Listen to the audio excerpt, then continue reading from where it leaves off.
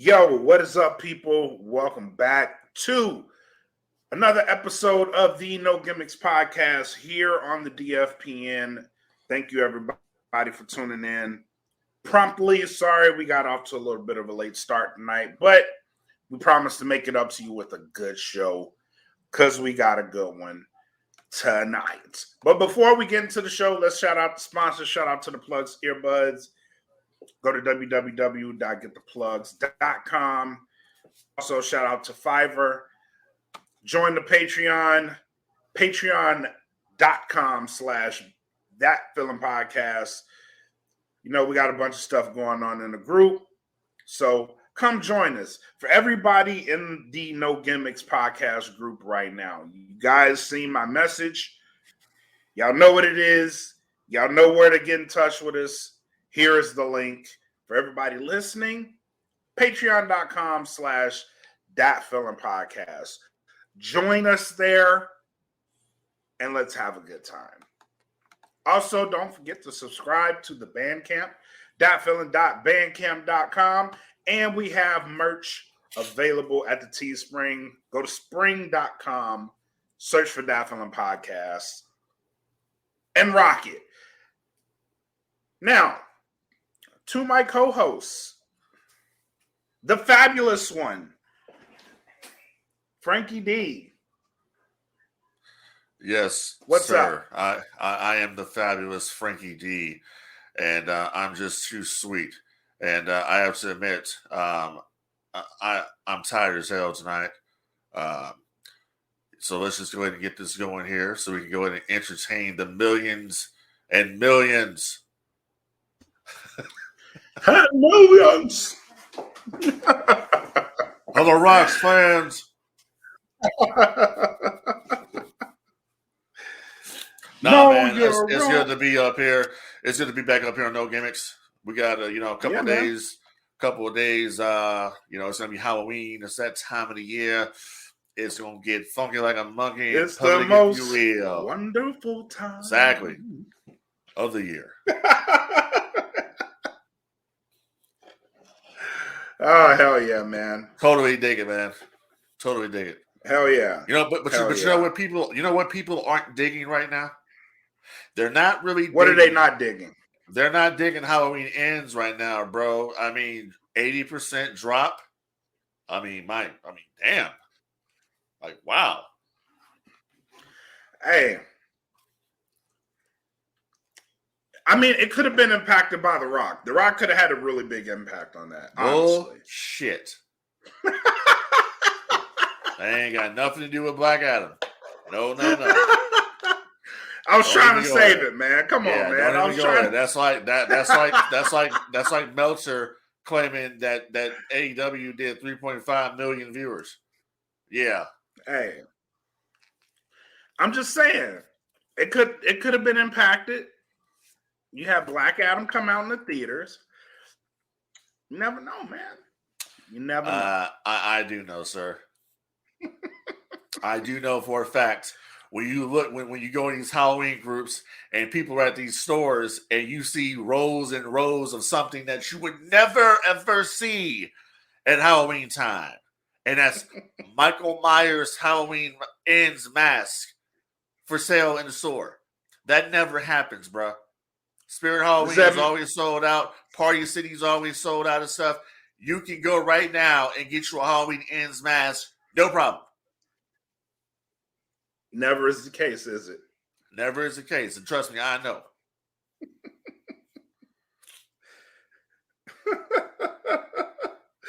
Oh man, come on. You gotta give it a chance. Give it a chance. You never know, man. You never know. The people may come around. They're not coming around. I know. This is the most divisive fan base I've ever seen. I mean, I thought Star Wars fans were crazy. I thought wrestling fans were crazy, but this shit is crazy. Every single post on social media is either bashing the movie or bashing Jamie Lee Curtis or bashing Danielle Harris and Scout Taylor Compton or bashing the dude that played Corey Are there some people love it? A lot of people hate it. I don't know. I'm gonna meet James Jude Courtney on Saturday. I'm gonna ask him, bro, what the hell happened? Maybe he'll answer. Maybe he won't. You should record yourself asking him. You should record it. I'm going to try to attempt to do that because I'm going to ask him just one-on-one. For your fans out there. What the hell happened, dude? Like, seriously. For your fans out there. Can you give me just something quick? Just because, I mean, you look so badass at the end of Halloween Kills. You're up there standing in front of the window. You got Karen's blood all on you and everything. You just looking just so sweet, baby. And then now you're in the sewer and you're all decrepit and you can't move around and you're all molded up and shit. And you're just a man with a Halloween mask. What happened? And don't get it. Yeah, record that answer. Because I'm sure there's a lot of people that want to know exactly what happened. Yeah, and I'll what tell happened you what's to the man. Yes, what sir. Happened to that boy? Can we get this guy out of here? He's asking many tough questions. Oh man. But I mean, you don't know, man. You might get a good answer. You might get a good answer. You may not. They may say they're going in a different direction for the future of the franchise. Because that's what it looked like, right? No, there is no future of the franchise with Blumhouse. Blumhouse already has. They don't have the rights anymore. It's over. So there is no future of the franchise. Baby, the only franchise I know of is his name is Shane Douglas. So let me ask you a question. Logically speaking, go ahead and ask me a question. Does this kill the legacy of the Halloween movies the way it supposedly ended? Is this going to hamper the series as a whole with the ending the way it ended? Because fans aren't happy. No, it's not. Because people need to realize something. This is Michael Myers of this timeline of this trilogy that died. No different than Michael Myers and Rob Zombie's 2 movies he did that died.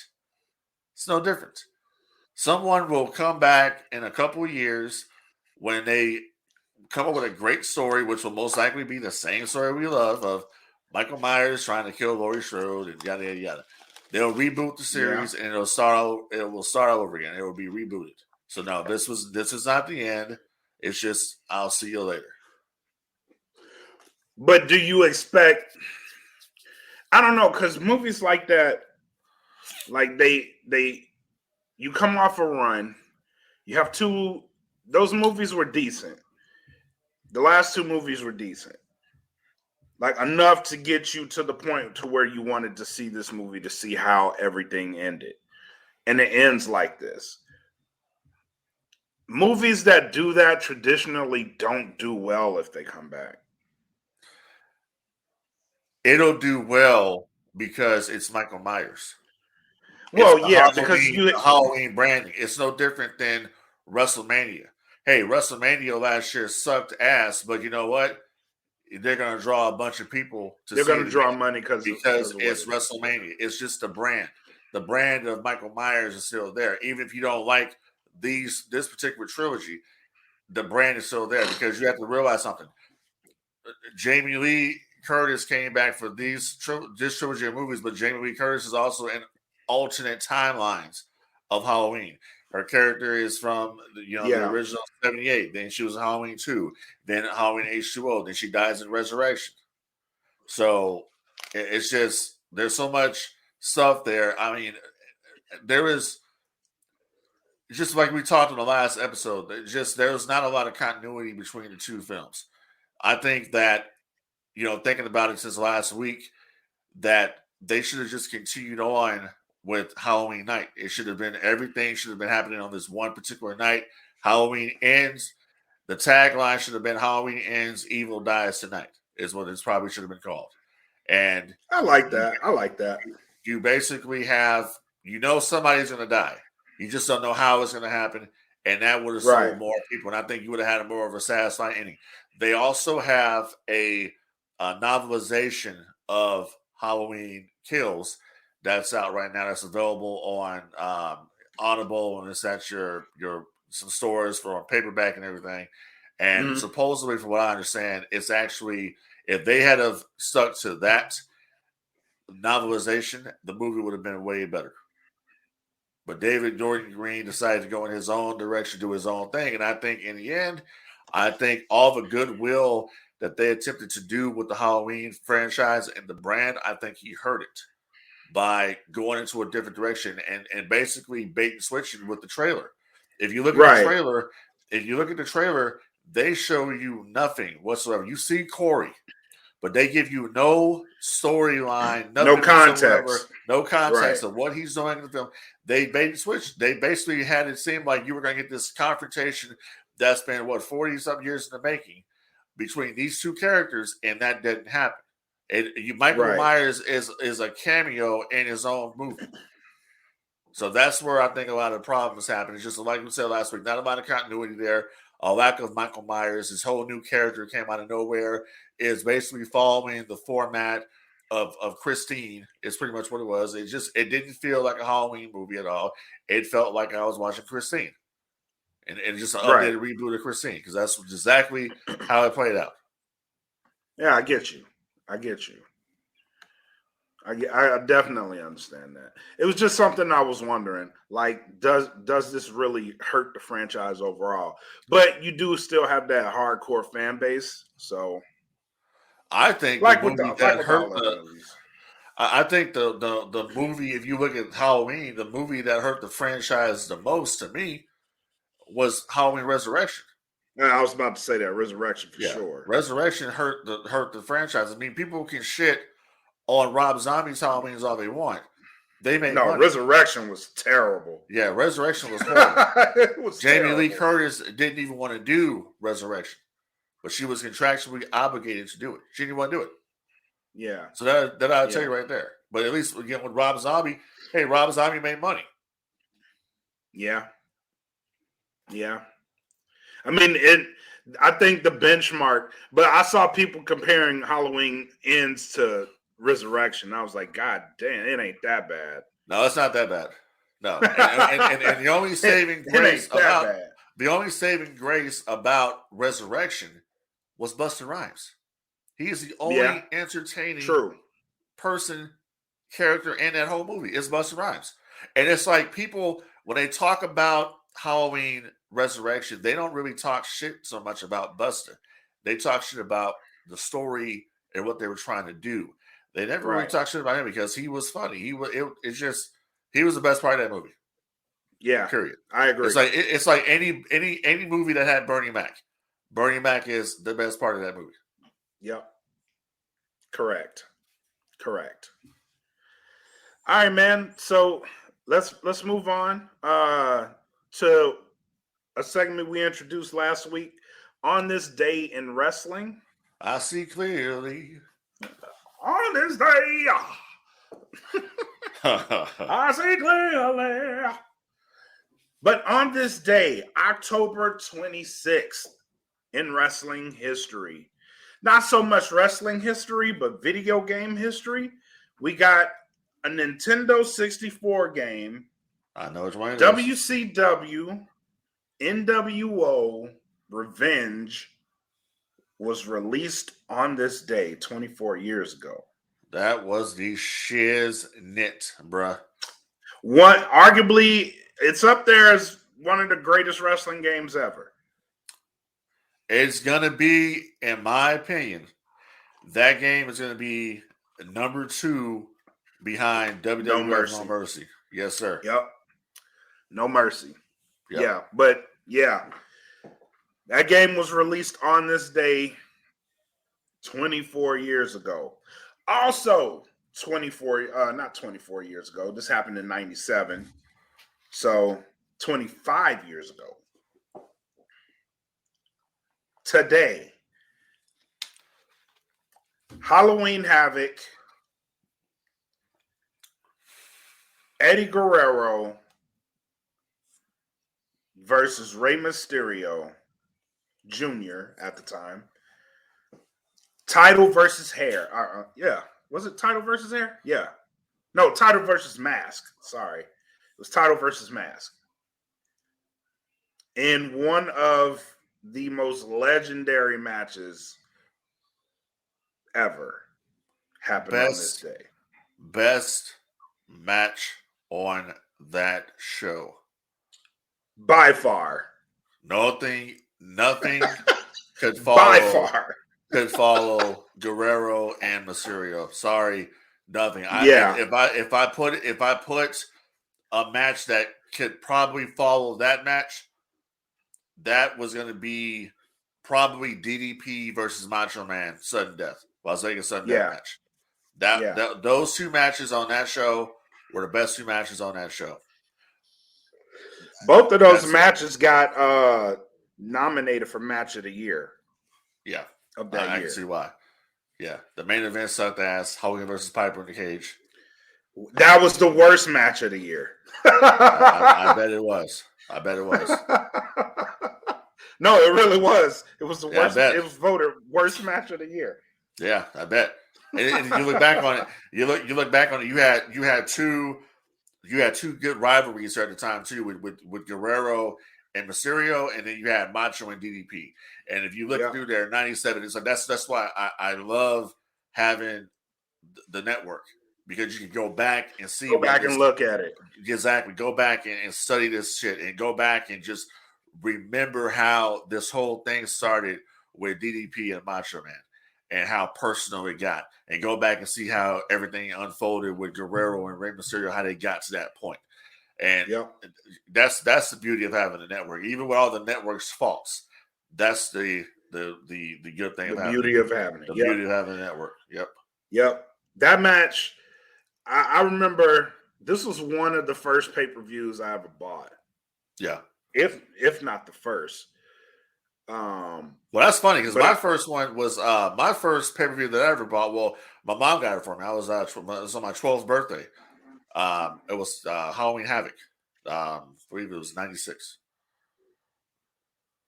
Yeah, I know my first one was a Halloween Havoc. I'm not sure if it's this one or not.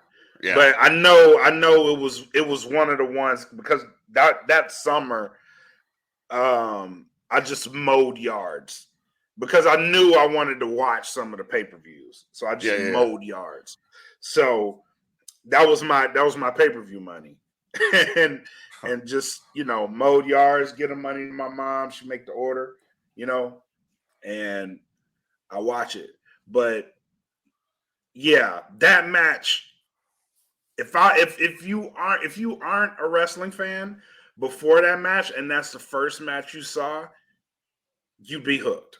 And it's one of the matches I tell people, if you really want to see psychology, if you want everything the wrestling industry offers you in one match, because you have the psychology, you have the technical aspect, you have the lucha aspect. They worked stiff in that match. They worked really stiff in that match. Yep. They told a story. Yep. In that match. It's a masterpiece of a match. So if you were trying to figure out what is wrestling, that's one of the matches I would point you to, because it's one of those. It's a timeless match. I can go back and watch that and feel exactly how I felt when I watched it the first time. See, that's kind of how I get if I watch Mr. Perfect versus Bret Hart, SummerSlam 91. You know what I mean? The Intercontinental Championship. Or if I watch, Razor versus Shine, the ladder match. Not the WrestleMania 10 one. I'm talking about the one that did SummerSlam 95. Yeah. That was a good match. No different than when I'm watching 2002 SummerSlam and you have Shawn Michaels return against Triple H in a story that they told in that match. And that's what a lot of matches are missing today, is they're missing that old school psychology and that old school way of getting heat. Right. Where you can do stuff that it all makes sense. Right. You know what I mean? So everything makes sense. Every match has a story. Speaking of which, somebody made a comment about someone not kind of being contradicting when they used to have a show back in the day. Used to run a company, and then we can go ahead and segue into this. It was Tony Khan made some comments about Eric Bischoff, took some shots at Bischoff, saying that Bischoff used to put on matches on WCW TV that had no story. They would just be thrown out there. Well, I don't know what show he was watching, but I don't recall it being that way. I recall it being the WCW changed the formula of how wrestling was presented on primetime television, because they were the ones that were putting on competitive matches with main event stars on a weekly basis. The WWF followed what they were doing. Right. Period. Okay. Right. Those matches he says that he specifically brought up 1995 is what he did. And he says that they would put matches out there with no story. I'm assuming he was talking about the Lucha Libre, the Luchadors is what he was referring to. And if you remember 95 WCW, they didn't really use the Luchadors yet. The Lucha Libre stars hadn't came into the company until 96. Right. So I don't know what he's talking about. And in 95, if you want to be, for instance here, 95, they had a match on Nitro, the second ever Nitro. It was Lex Luger versus Hulk Hogan for the WCW title. That match had been built up the previous week on the very first Nitro when Lex Luger debuted. That had a story going into it.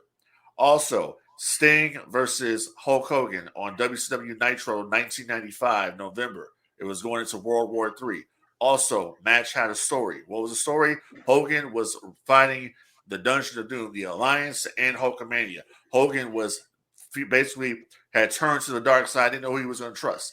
He wrestled the match wearing all black. Sting came out wearing red, yellow. Booyah. What is that? That's called a fucking story. So what are you talking about?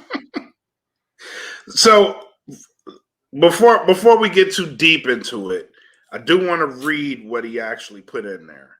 Well, go ahead and read it in public. So what he said was, frankly, the person that has been the most incendiary, contradictory, and hypocritical in this entire point is Eric Bischoff. And then he explained the good WCW Nitro episodes from 1995 to 1998 featured random lucha matches and other unexpected pairings. This is a certain exquisite randomness to the lineup of the card. There were a lot of stories happening in WCW, but probably less than half the matches of Nitro had a story going on in them that was fine. It was the industry standard show. He said to see the person who probably put more cold matches on TV and did it successfully and did it well says it's an abomination to do it is pretty contradictory. I definitely don't want to see fans get brainwashed into thinking there's only one way to do this just because they've seen it done one way for a long time. That was his entire diatribe. Okay, so let me say this. I don't recall it being that way. I remember the Luchadors having a story when they were going when it was going on. The Mexican talent only worked. Yeah, they weren't just put out there. Exactly. Yeah. There was some type of a story going on there. The Luchadors usually had the best matches of the night, followed by the NWO shenanigans. Okay, that's what made the show exciting. You came to watch the Luchadors. You came to watch Guerrero, Chris Jericho, Benoit, Malenko, all these different cats, and then you have the NWO, and then you had DDP. That's what made it great. Right. You know what I'm saying? Right. There was always a story going on somewhere. Chris Jericho turning heel. That was a story going on there. It was all building towards a story. Because when you say comments like that, you're basically shitting on people that were back there. Oh, you're shitting on Nash. You shit on Kevin Sullivan. You shit on everybody back there. But you think it's okay to just out the blue put a match on between Jon Moxley and Penta. That's something that you could have been building. You think, oh, let's just put this shit out there. That's what we're talking about here. You just put shit out there. just to do it. Right. That's what Bischoff's talking about. There's a difference between putting a match out there as it's your world title match that has no story. Just I'm gonna put these two out there. If you watch WCW, I think he's talking about the Punk Moxley match. I think that's what he was talking about. Because everybody had the collective same thought. Like, why is this match happening right now? right. Like, why? Why are we doing this right now? And you're going to have a pay-per-view in 2 weeks. Why do we need to have a match on Dynamite? And I think that was the premise of his whole argument, Eric Bischoff. Like, why are you doing this right now? Like, this makes no sense. But if you want to say this, and how about I play devil's advocate? If you say that part, then I'm saying, if I'm Tony Khan, I'm saying, well, you'll say that to me. But what about the time you booked Hogan and Goldberg on Nitro a week or two before Bash at the Beach, 98? I mean, that's true. That's true. And there's been a lot of it was a ratings grab, is what it was. Yeah, it was. And to that point, I agree with Tony Khan. It's like you can't. The person that did this, like in any, like you were similar in what you did, so don't criticize what I'm doing. But to what a comment that we had just now, there is no structure these days. Shout out to M. Perry. The only structure that's happening right now is in WWE with Triple H. You know why? Because Triple H knows what the fuck he's doing. That's why. And we're going to get to some of the stuff that they're talking about that he's doing, which I'm on board for. I mean, you look at what's going on here. Look at this topsy-turvy situation that we got going on here right now in the business. You remember when the whole talk was AEW can do no wrong. And it was the WWE under Vince McMahon. This shit sucks ass. This is garbage. Whatever, blah, blah, blah, blah, blah. And I wasn't sold on Triple H's creative. I'm like, oh, everybody think he's this creative genius, and he's not. But I look at what he's doing to turn the ship around, and I have to say, he's doing a damn good job. If he would get rid of that Thunderdome sound, that crowd sound, that would be fine. I don't think that's going anywhere because it looks terrible. Not for now. Terrible.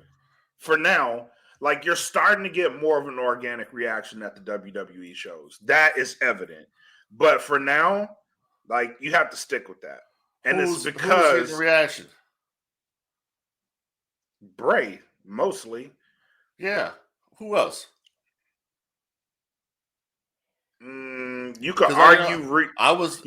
Rhea Ripley's getting a reaction. No, she's not. Yeah, that's the Thunderdome, bro. That's the Thunderdome. Mm-hmm. I just had this debate with somebody the other day. They were talking about Dominic Mysterio getting all his heat. No, he's not. Look at when he's out there. Look at when he's out there. And look at he's not. Look at when he's out there and look at the crowd. Nobody's reacting. It's the Thunderdome. I remember back in the day, WCW Saturday Night, when they used to pipe that shit in. Those loud ass boos. But they need to go back to showing the crowds. WWE. Because if you want to get rid of the Thunderdome sound, then show the crowd. A big reason why the perception is the crowd isn't reacting is because they aren't shown. So show them reacting real time. Like, show them and have them lit the whole time. And that'll get rid of the Thunderdome problem. M says Seth gets a reaction, which I think he does when he enters. So he gets reaction because of his music.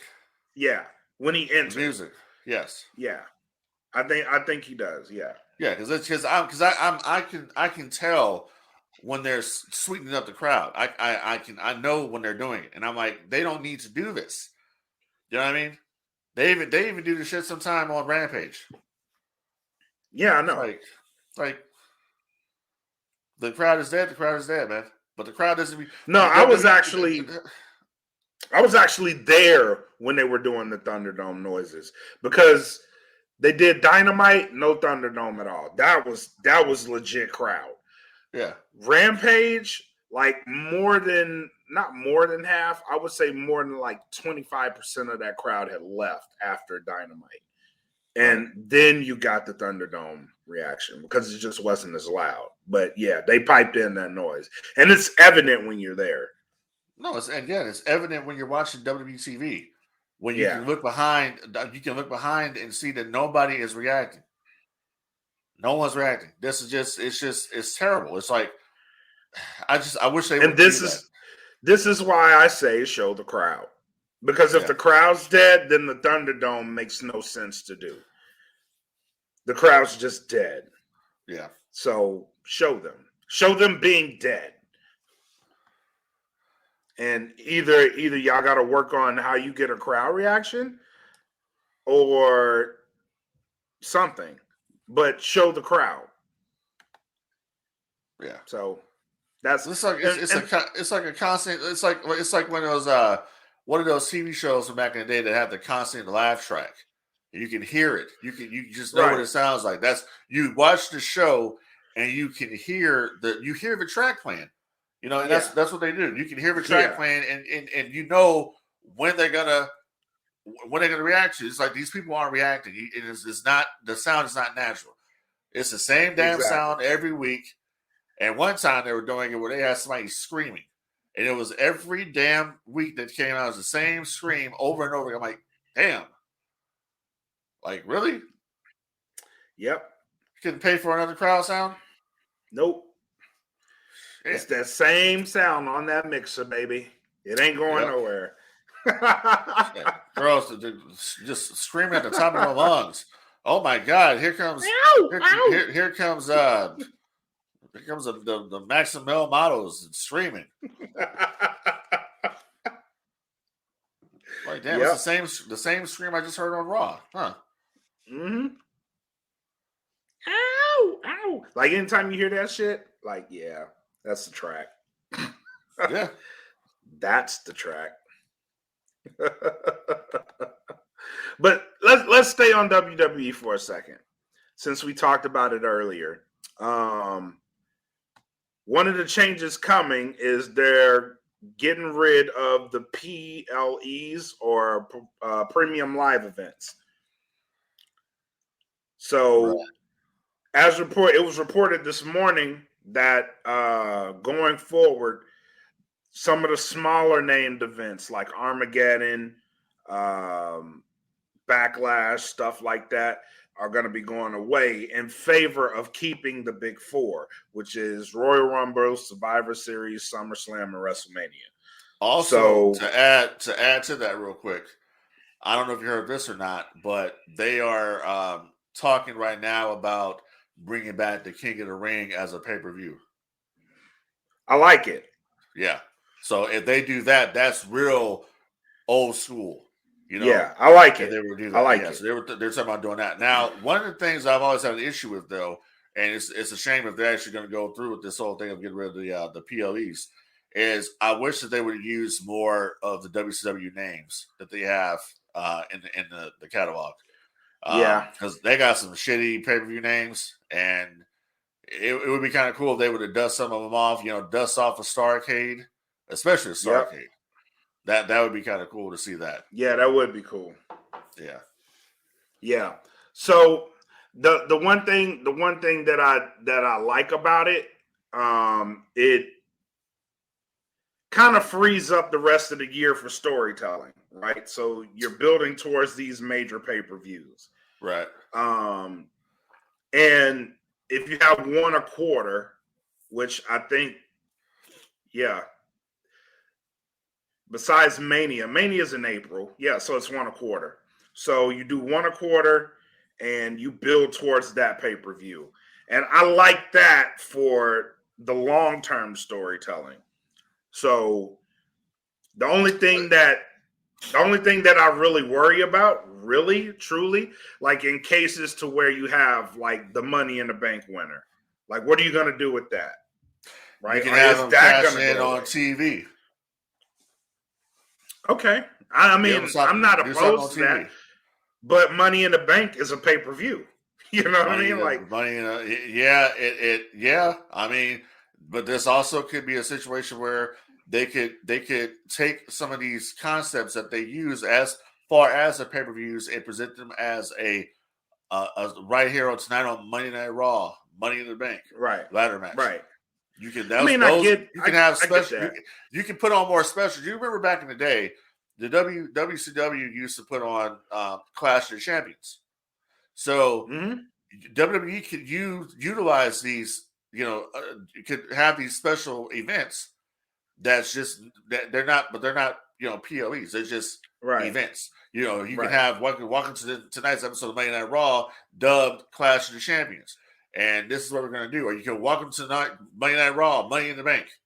You can do something like that where you can grab, people to tune in because tonight you're going to see 2 Money in the Bank ladder matches right here to ground.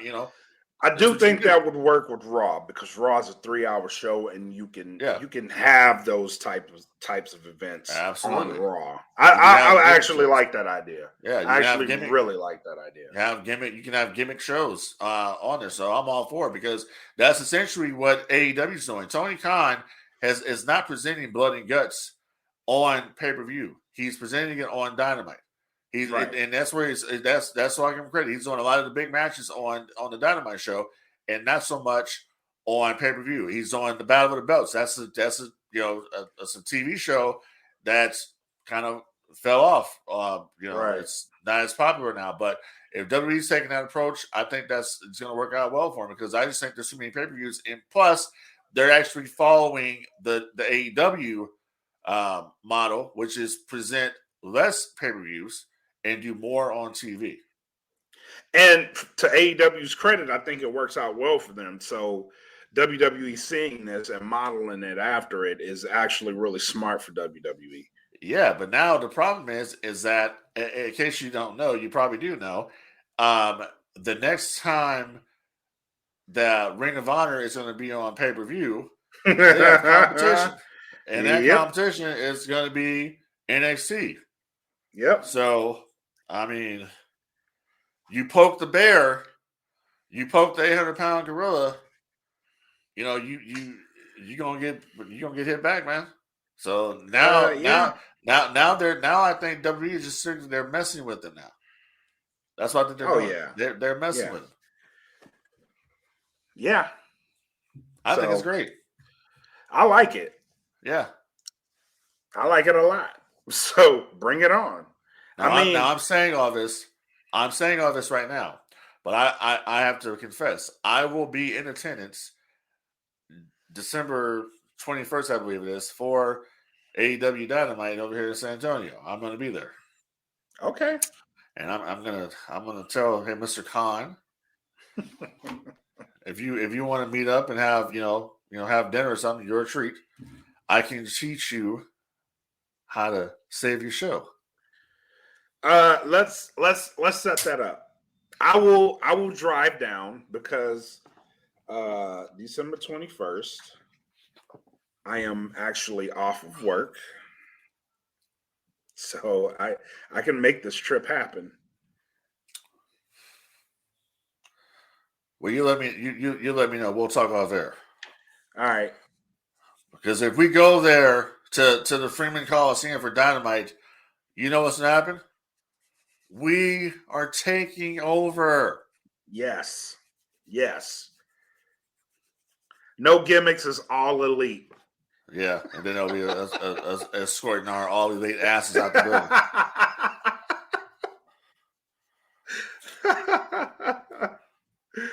All right, since we're on the topic of all elite wrestling, CM Punk's buyout, is it imminent? Now, there's been a lot of chatter since last week on the subject of CM Punk. I know last week we talked about Ace Steel being fired.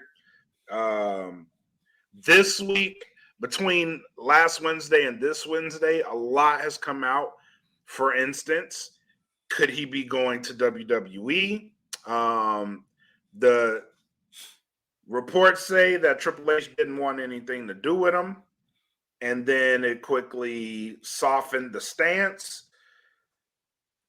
Well, he's been around Vince. Vince is a very forgiving guy when it comes to that. Not saying that there is a future in WWE for him, but there could be if history teaches us and repeats itself through Hunter.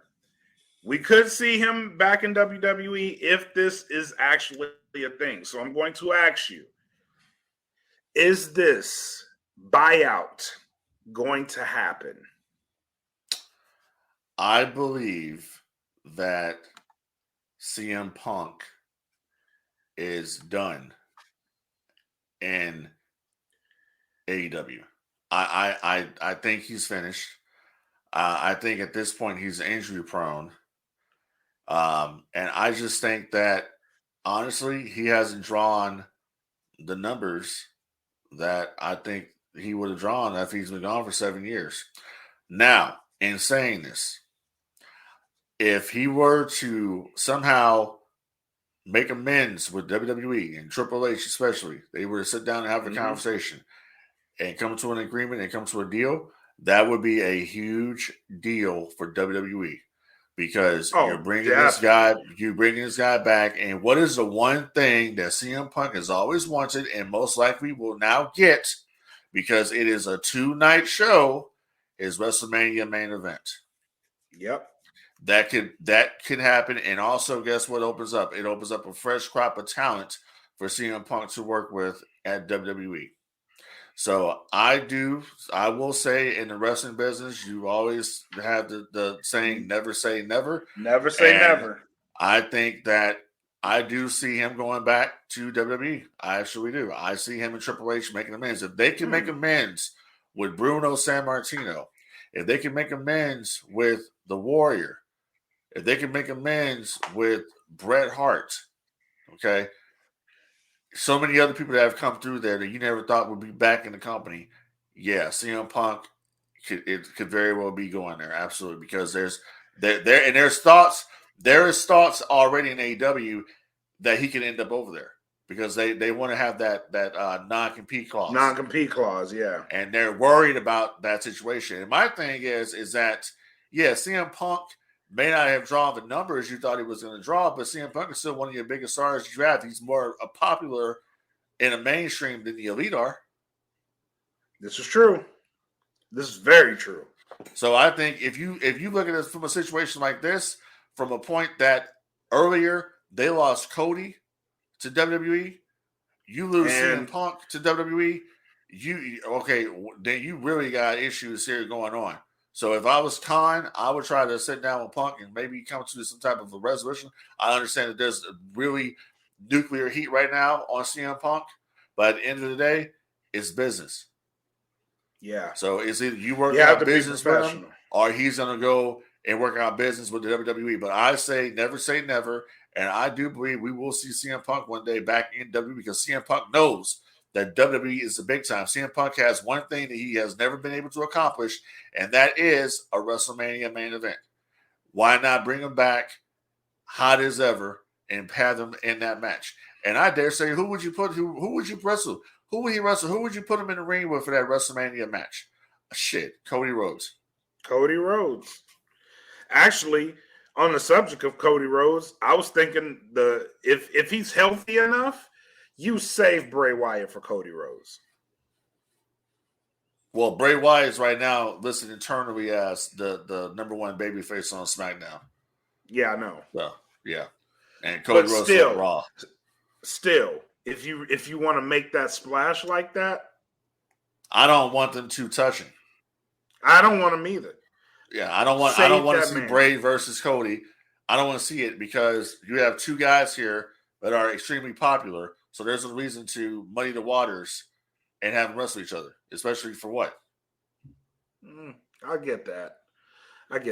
Well, who would if you had to put Bray Wyatt up against anybody right now, who would you put him up against? Karrion Kross. That's interesting. Why? Because they both have very unique personas, And we don't know yet where Bray Wyatt's going with his persona. You know, they just debuted Uncle Howdy the other day on one of the promos.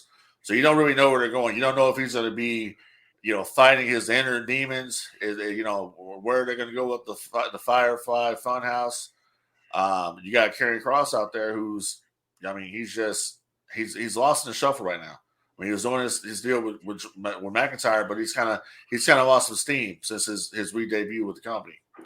Yeah. So I would say that to really make a splash and pick up business, you put them two in the program together.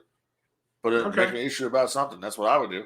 Because Bray Wyatt's had to wrestle somebody, and I don't want to see Bray Wyatt in the ring with a Braun Strowman or anybody like that. I want to see him in some type of a compelling situation, and it has to be with a heel because he's listed as the number one babyface on the roster, and Drew McIntyre is listed as number 2.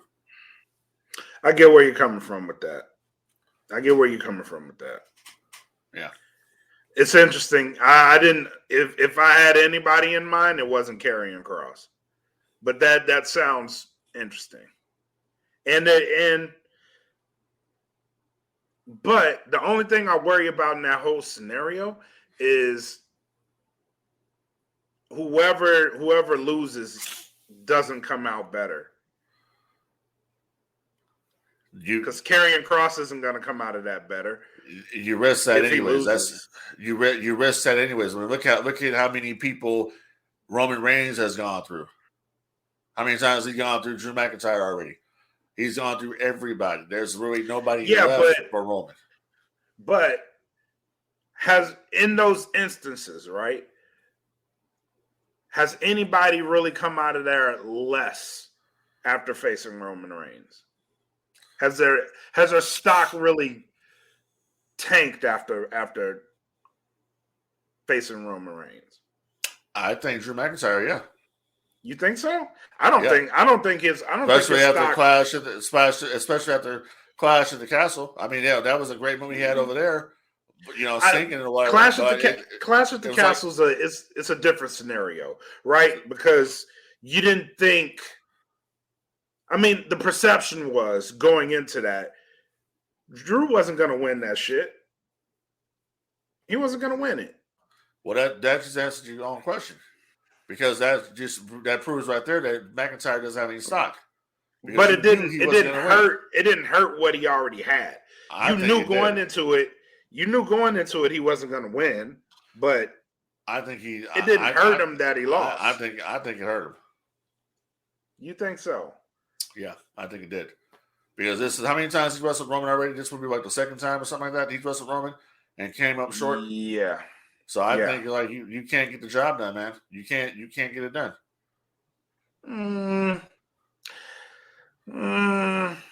Nah. I'm gonna respectfully disagree with that one. Because for me personally, in my opinion, I just didn't think he was going to win that match. What he did in that match, there was a little bit, okay, this is a good match, but it didn't, in my brain, it didn't drop his stock. Like, he doesn't need to be in this title picture anymore. As for a person like Karrion Kross going up against Bray Wyatt, where do you go if you lose this match? Because this is a viable feud. This guy isn't the champion. But if he wins, he's going to be thrust into a higher scenario. You not so much. Well, where does he go if he loses to Drew McIntyre? Exactly. Where does the stock go there? Exactly. It's the same situation. It's the same situation. But on the flip side of that coin, either way, he loses side. But that's just the nature of the business anyway. You're gonna lose that's what stock. I'm saying. If you take the loss, you're gonna lose stock. It's the way. As long as you lose the stock, but you're creatively protected, you have nothing to worry about.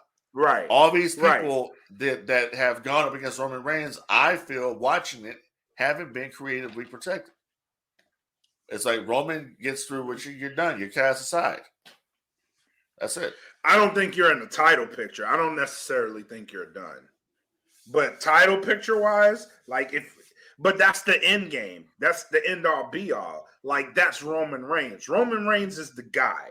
So if you lose to Roman, and here's the comment right there. Drew is mid as long as Roman has the belts. And this is true. And this is true for anybody else that goes up against him. Like, if you don't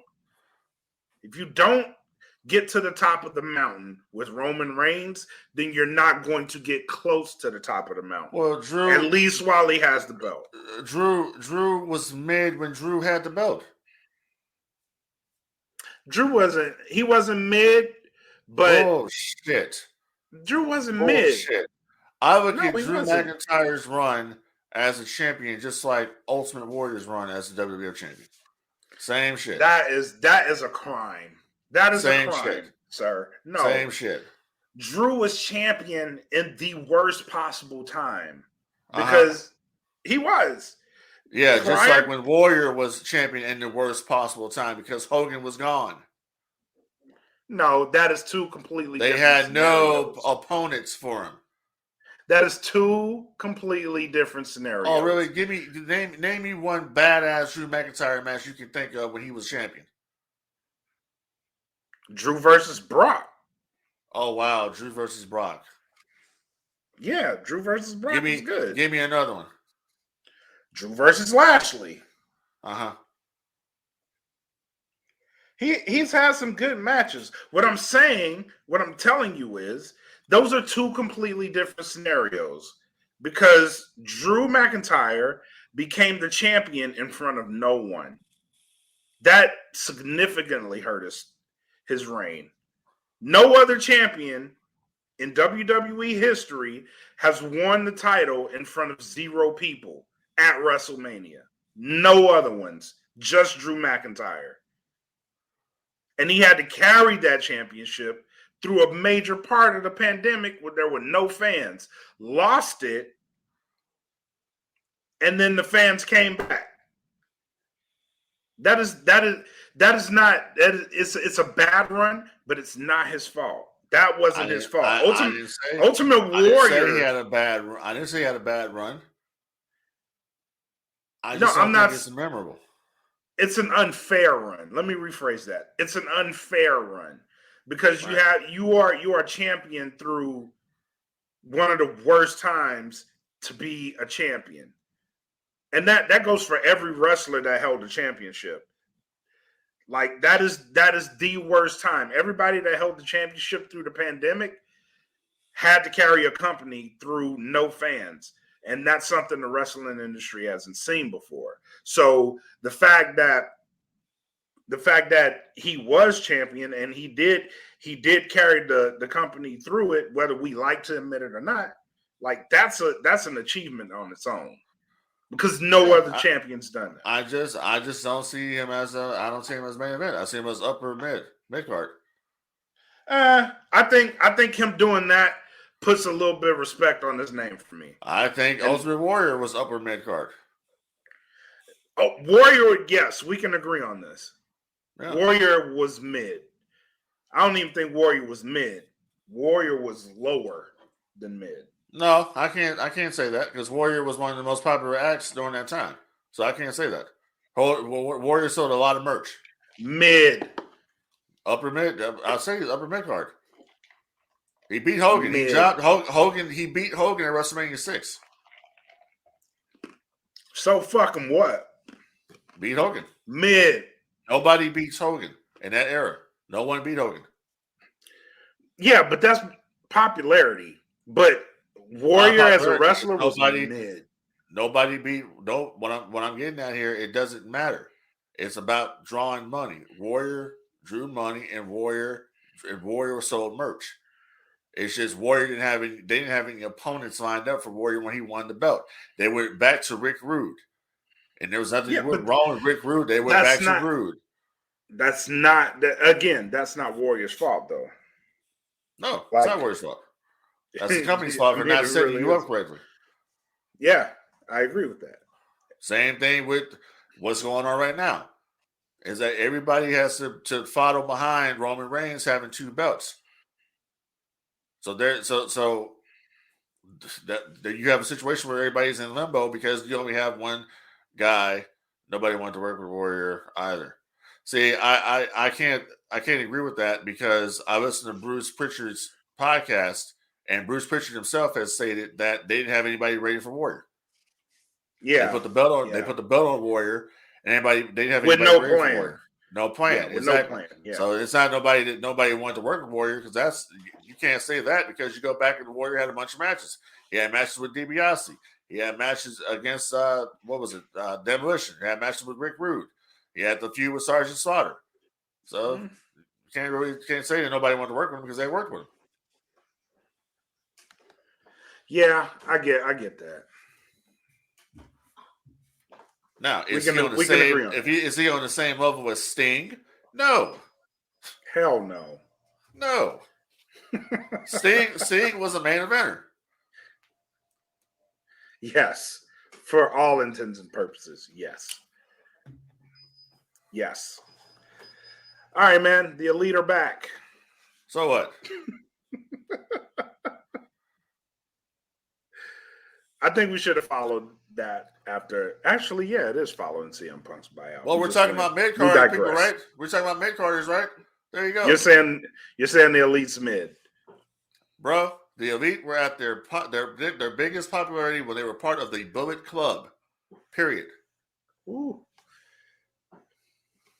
Tell me I'm wrong. Are we talking about the entirety of the Elite?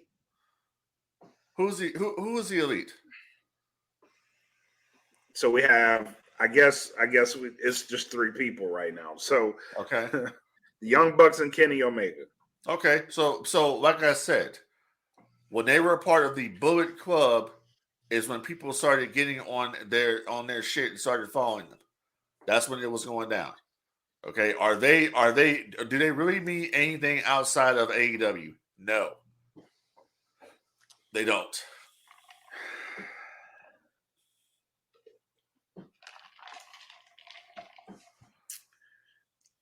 I can't believe my ears. You can believe it. So are we really ready to sit here and say the Elite is mid? I don't see anything on there that shows me anything else otherwise. Wow.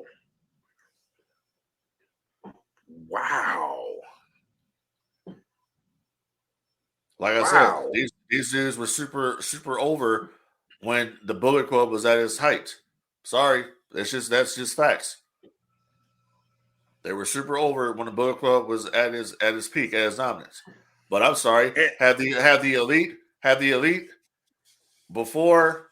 Let's just put it like this: before CM Punk ever got there, when the Elite were on TV, was the Elite putting over a million viewers over on that show every week? Were they doing over 1 million? They were not, right? So that's pretty much what they are. They need to change that name. The mid? Is that what you're saying? Whatever. Wow. Even the comments are agreeing. This is wow. Hey, they got where did the Elite come from to begin with, bro? The Elite came from NWO Wolfpack Elite. That's where it came from. That's where they got the name from. But you know that difference is that when you look at the NWO Elite, it was actually the Elite. It was Hogan. It was Nash. It was Steiner. It was Hall. Okay, it was Lex Luger. That's the real Elite. All right, not some motherfuckers coming out there and telling their fucking manager to 69 me. What the fuck? Wow. This is wow. Hey, you know, if people like that shit, go ahead and you stick with your 1 million viewers a week. Okay. All right. Moving on. Yeah, I think you should. We do want to send our condolences to Kevin Nash and his family on the passing of his son. I think a report came out today on the cause of death, but Kevin Nash pretty much came out and said that he had a seizure. And seizure. He had a seizure that led to cardiac arrest. Yeah. So We do want to, we do want to extend our condolences to him and his family, and that's tough, man. That's tough. It's been a tough year for Kevin Nash. Yeah, it has, man. I'll tell you one thing. People out there can say whatever they want to and talk shit about it, whatever.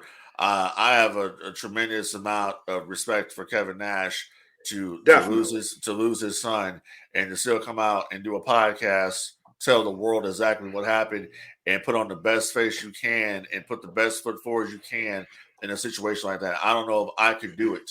And I definitely couldn't. And he went out there and did it. So, hey, my hat's off and much love and respect to Big Sexy, man. That dude, like, fuck all the quiet jokes and all that dumbass shit that people like to say or whatever. That Kevin Nash is a real G about his business. Yeah. That's all I'm gonna say. Yeah, straight up. Yeah, no, he has my utmost respect. Yeah, and I know he had been grieving over Scott Hall. And does this happen? You said it was Scott Hall's birthday? No, it was the day he died. His son died the day after Scott Hall's birthday. Oh, okay. Yeah. Damn. Originally it was reported it was on Hall's birthday. It was the day after Hall's birthday. Okay. Damn. That's tough, man. Yeah. That's tough. Yeah. So yeah, incredible strength to do something like that. Yeah. Nothing but well wishes to Kevin Nash and his family, man. Absolutely. Nothing but the best. Yep. All right, man. Final thoughts. What you got? Final thoughts. Yeah, it's great that crybabies are back, so they can come back and spread some more bullshit rumors and send them out there to the dirt sheets. And that's the reason why CM Punk went after them the way he did, because they were running their mouth. If you got the balls, you will say something to somebody's face. Don't be like some little bitches and saying it behind somebody's back. And that's what it is. So the elite are back. Yippee. We'll see them come out with their fake facial hair and shit. You know, and whatever. I don't, you know what? This whole thing has just been handled so wrong.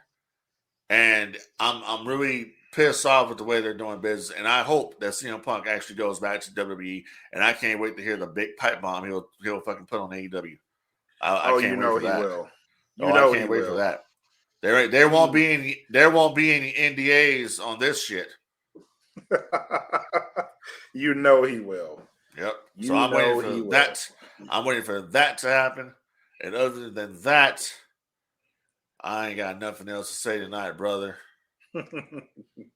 Well, I do want my final thought is to every member of the wrestling community that we built, known as the No Gimmicks Podcast fan group on Facebook. To every member in there, thank you guys for rocking with us all this time. The group is going away. The show is not going away. So if you are listening to the show, catch us on the Dat Feeling Podcast Network on Facebook, YouTube, and Twitch. Just search for Dat Feeling Podcast on all those platforms. It will take you to us. This show will be airing on all those locations, as well as still going out to the masses. We do have our own link now to where you can just catch our show and our show only. So we will send that link out to you guys. We're still a part of the DFPN. So, but every show is going on their own platform to where you can catch us all on Spotify, YouTube, Facebook, because one of the chief complaints that we got was our show and many other shows on the network was hard to find. So we figured out a way to keep it all under the umbrella of DFPN, but you can only find our show. So we will post that link before we shut down the group.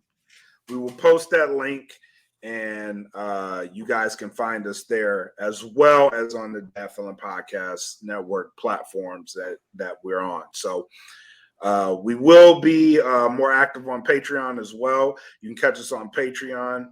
I think the next pay-per-view is Full Gear, if I'm not mistaken. And I do plan on streaming Full Gear for the patrons. So Yeah, man. To everybody that rocked with us in the group, man, thank you all. Thank you for the members that contributed to all the conversations that we had in that group. Sad to see it go, but things have to happen for us to grow. So come rock with us. Thank you all. And that's all I got. So now you got nothing else. So peace. All right, guys. Well, thank you for tuning in to the No Gimmicks podcast here on the DFPN. Remember, That Feeling Podcast next week. Come check us out. Come have a good time with us. Until then, y'all be safe. Peace.